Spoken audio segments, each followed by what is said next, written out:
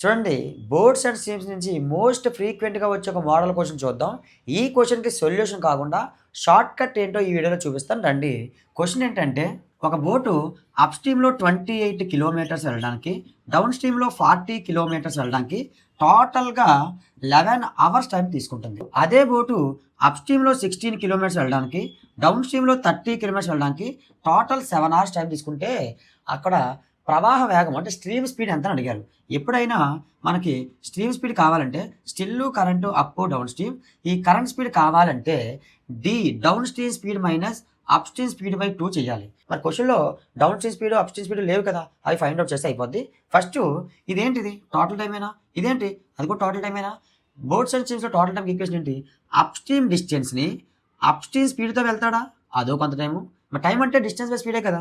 Down stream డిస్టెన్స్‌ని down stream స్పీడ్‌తో వెళ్తాడా? అదో కొంత టైం కదా! ఈ 2 యాడ్ చేస్తేనే కదా 11. మళ్ళీ ఇక్కడ కూడా up stream distance by up stream speed, down stream distance by down stream speed. ఈ 2 యాడ్ చేస్తే కదా ఈక్వేషన్. అది ఈక్వేషన్ 1, ఇది ఈక్వేషన్ 2. ఆ 2 ఈక్వేషన్ సాల్వ్ చేస్తే మీకు ఈ 2 స్పీడ్‌లు వస్తాయి. ఆ సొల్యూషన్ కాకుండా షార్ట్ కట్ ఏంటంటే అలా చూడండి, షార్ట్ కట్ కాదు, ఒక అజంప్షన్ వాల్యూ. అదేంటంటే చూడండి, టోటల్ టైమేనా? ఇది టోటల్ టైమేనా? ఆ 2 ఏంటి? ఇంటీజర్స్‌గా ఉన్నాయి. టోటల్ టైమ్ ఇంటీజర్స్‌గా ఉన్నప్పుడు అది ఇంటీజర్ ఎప్పుడొస్తది? ఇక్కడ అప్‌స్ట్రీమ్ స్పీడ్ మీరు ఏదైనా ఒకటి తీసుకుంటే అది 28లో క్యాన్సిల్ అవ్వాలి.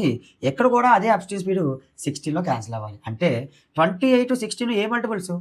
4 మల్టిపుల్సేనా? అంటే అప్‌స్ట్రీమ్ స్పీడ్ 4 కిలోమీటర్/అవర్ గానీ, దాని మల్టిపుల్ 8, 12 గానీ అయ్యే అవకాశాలుంటాయి. అలాగే ఈ 2 ఏ మల్టిపుల్స్? 10 మల్టిపుల్స్ లేదా 5 మల్టిపుల్స్ కదా! అంటే డౌన్ స్ట్రీమ్ స్పీడ్ 10 కిలోమీటర్/అవర్ గానీ, 20 గానీ, 5 గానీ అయ్యే అవకాశాలుంటాయి. ముందు నేను 4 కిలోమీటర్/అవర్ అనుకున్నాను. అది ఆన్సర్ అవ్వాలంటే ఈక్వేషన్ సాటిస్ఫై చేయాలి. అది ఎలాగా? చూడండి, 4 కిలోమీటర్/అవర్ స్పీడ్‌తో 28 కిలోమీటర్స్ వెళ్తే 7 అవర్సేనా? ఉంచండి. 10 కిలోమీటర్/అవర్ స్పీడ్‌తో 40 కిలోమీటర్స్ వెళ్తే 4 అవర్సేనా? యెస్. 7 + 4 ఎంత? 11 అవర్సేనా? అంటే ఈక్వేషన్ 1 సాటిస్ఫై చేసిందా లేదా? ఇప్పుడు అదే 4 కిలోమీటర్/అవర్ ఇక్కడ కూడా వేస్తే 4 స్పీడ్‌తో 16 వెళ్తే 4 అవర్సేనా? 10 స్పీడ్‌తో 13 వెళ్తే 3 అవర్సేనా? మొత్తం ఎన్ని అవర్స్? 7 అవర్సేనా? అంటే 2 ఈక్వేషన్ సాల్వ్ చేసిందా లేదా? అంటే తిరగలేదు ఇంకా.